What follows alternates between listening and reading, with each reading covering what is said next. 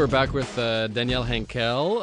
Carl Matthews is my guest pundit, by the way, and Danièle is the author of a new book called L'inspiration trace la route. It's about entrepreneurship and her story as the founder of a beauty conglomerate here in Quebec, and she's also a dragon on Dragon's Den on the Francophone version. Danièle, tell us a bit about your story. You're an immigrant, right, to Quebec?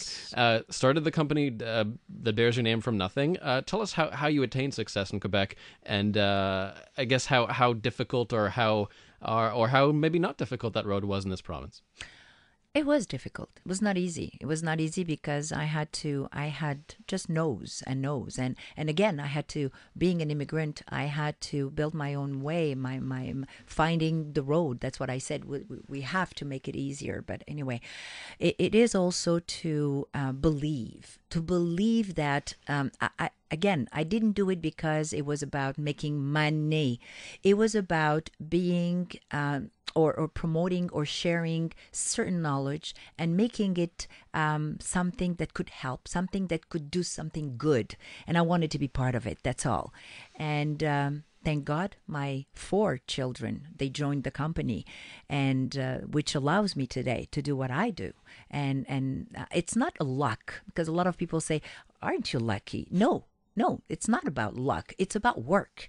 It's about foundation. It's about respect. It's about the way I raised them. It's about the way we believe in the values. You know, I want to talk about values because this is, when you ask me when it's hard, yes, it was hard. Is it today? It's a little bit less, but when more you grow and more you have to lose. So it's even more dangerous now than it was 15 years ago or 10 years ago. When you grow, well, you have something to lose, but not that much. Today, maybe it's more. So you have to be more and more careful, more and more present, more and more respectful. And you're carrying also responsibilities that are heavier. Now, what do you do with that? You have to take the time to think. You have to take the time to listen. You have to take the time to analyze your environment. And today, we don't. We're just running. We're not even, it's true, we don't even take the time to breathe. And this is one of my messages. Why don't we take the time sometimes to see our company growing, to listen to our employees, because they do know. They see things. They want to share it with you, especially when they're engaged, when they love the company. Because most of them they do, but give them back that pride, saying, you're part of something. We're doing something good. Let them see it. Does Quebec have enough female entrepreneurs? No, not enough, but better than before.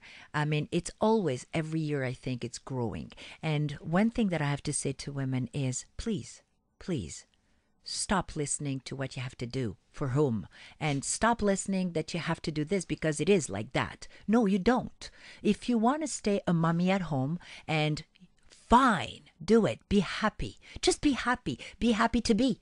And if you decide that you want to be a career woman, don't listen to the one that I tell you, you don't have children. You don't want to have a family. No, I don't. Be proud of what you want to be.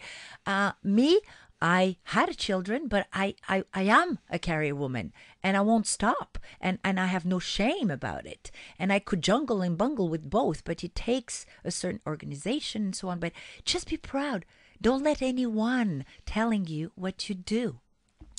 I don't really have a question, but more of a comment. I think the best or most interesting thing I heard here tonight was when you said it's not about luck, it's about work. Yes. And I think, and we hear this all about the new generation where, they want things, they expect things, and the idea of working to get whatever, if it's a car, if building a business, if it's, you name it, it's about work. It's not about luck. And if you don't have that individual responsibility, your society will not grow because everyone in it is not working either. Absolutely. And it's about taking responsibility for your actions. It's easy to always say, that doesn't matter in which position you are within a company or on your own. Doesn't matter about the position. What matters is what you do. What do you do for yourself and for the others? I mean, how do you look at your place and your space within the society? You're part of the society. If it doesn't go well, it's because maybe you didn't do your part. Mm-hmm. And if everyone doesn't start looking at it that way, where are we going? We need, for example, I couldn't be on time because of traffic. Excuse me. No, you knew and you do know that there is traffic, then arrive half an hour earlier. Even Montreal traffic, though? Absolutely. No, but seriously, I mean, hey, you have to be prepared of taking on your shoulder. And if you're late, well, say it. I am late. I am sorry. I'll do my best tomorrow. And maybe you'll work harder to try to compensate for that. This is responsibilities. And actually, a responsibility towards yourself. It's a self-respect. How do you want people to respect you if you don't respect yourself? Has being one of the investors and hosts of Dragon's Den, or the Francophone version of Dragon's Den, has that improved your outlook on entrepreneurship in Quebec, or has it made it, or have you become more cynical as a result? No, I'm never cynical. I can't. Cynical to me is a lack of being intelligent or even human. No way. No. Yes, I was happy to discover that there are great entrepreneurs. There are also certain people that dream to become an entrepreneur. And the way to tell them, you're trying, but maybe it's not for you. Maybe you should help somebody else. Maybe you should change the way you see things. That was my role during the 2 years that I've been on board. And I think this is one of the reasons why people liked me. It's because I was able to say, even if I did not say, I am going to invest with you, but I was always trying to tell them why I thought, in my own very humble judgment, why they were not yet ready, or they were not an entrepreneur. I would say it, but with respect, okay?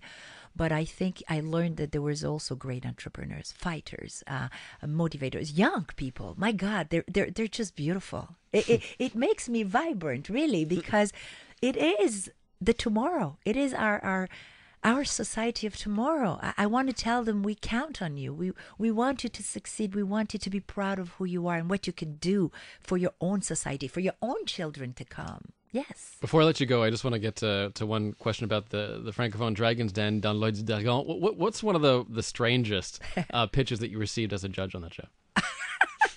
There were a few of them. The first year we had something called Astropet, which was actually so funny. So funny. Someone that was doing the horoscope for animals. And he was so convinced and so serious. And this year was another person. And we tried so hard. I mean, he wanted $250,000 for something that he was selling for $24. And and it was just a steamer, So there are some things that are really funny, and it's part of the show. But again, let's try to be respectful, even though you can laugh and smile, just to show that there are some things that don't make sense. Yeah. Danièle Henkel, she is a dragon on l'Oeil du Dragon.